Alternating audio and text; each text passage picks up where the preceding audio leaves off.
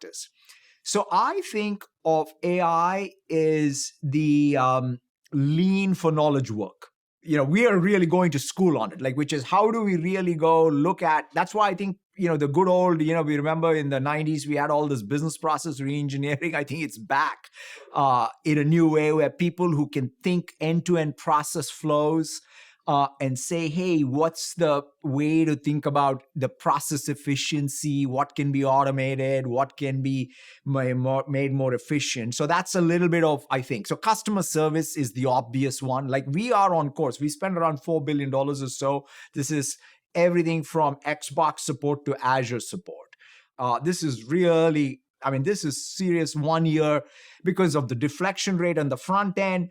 Then the biggest benefit is the agent efficiency, right? Where the agent is happier, the customer is happier, and our costs are going down. And so that's, I think, the most obvious place, and that we have in our contact center application that's also doing super well.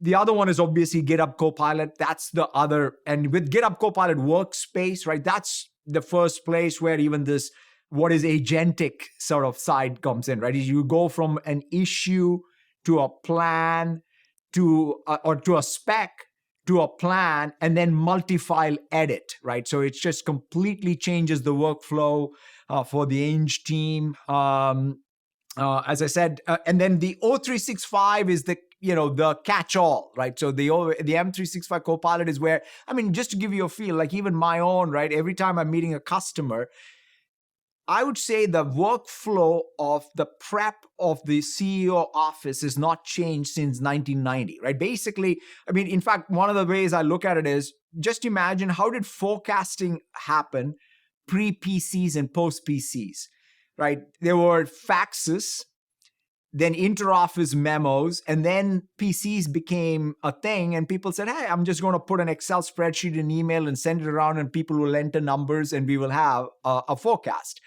The same thing is happening in the AI era right now all over the place, right?